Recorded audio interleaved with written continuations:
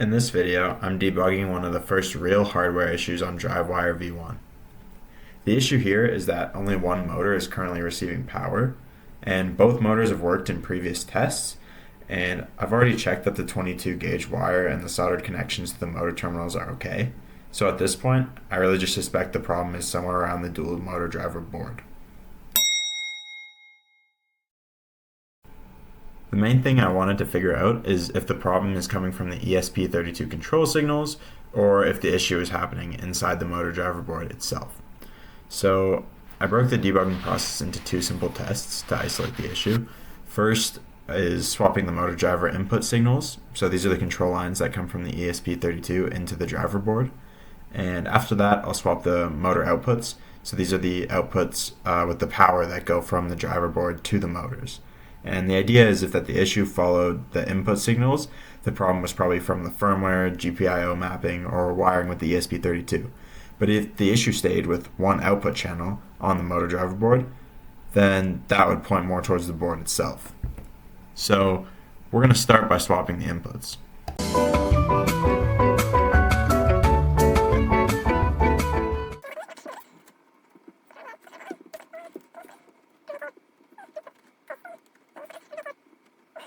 And we can just confirm that with the pinout here. We have input, output, output, input.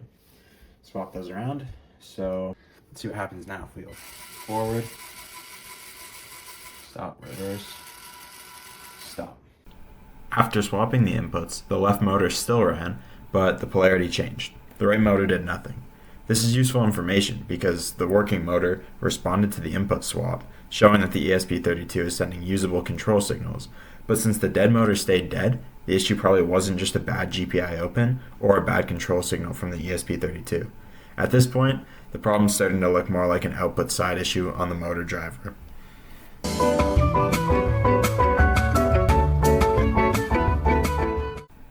Next, I swapped the motor outputs. This means I changed which motor was connected to which motor driver output channel.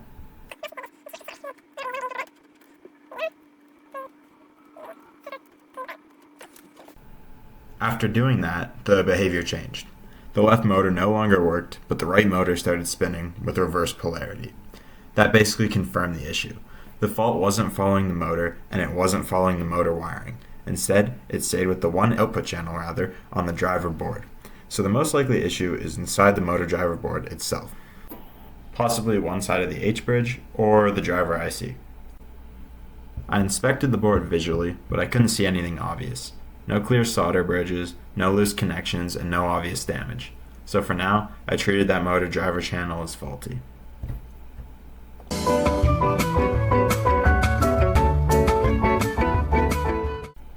Luckily, I had a backup dual motor driver board.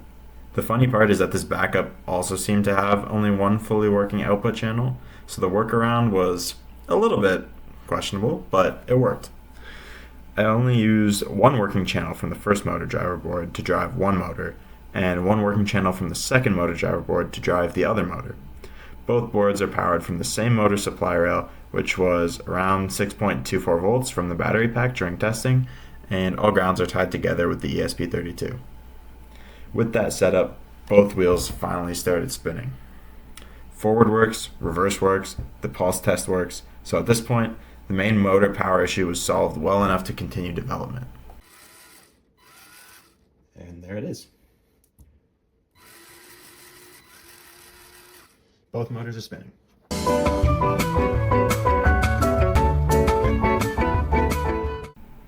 So, of course, once both motors were spinning, I tested the turning commands, and that revealed the next bug.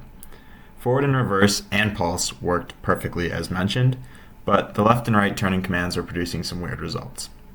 So for the right turn command, the left wheel spun backwards, and the right wheel also spun backwards. That part's correct.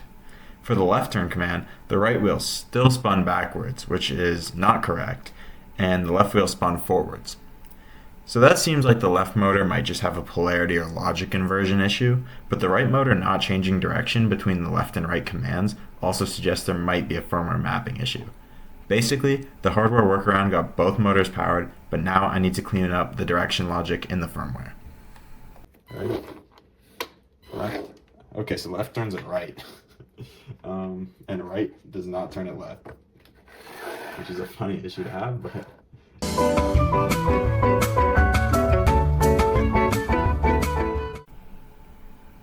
so the useful part of this test was that it separated the problems into pieces, and instead of randomly changing wires and hoping that something worked, I swapped the input and the output to figure out where the fault actually was, isolating the issue.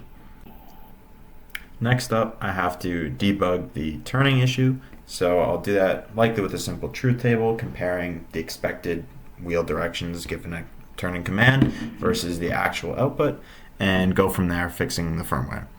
Then after that, we can get back to the main DriveWire V1 structure, working on the custom PCB, the reliable phone control, wireless telemetry, battery voltage sensing, and so on. So overall, not a perfect hardware day, but definitely a good debugging day.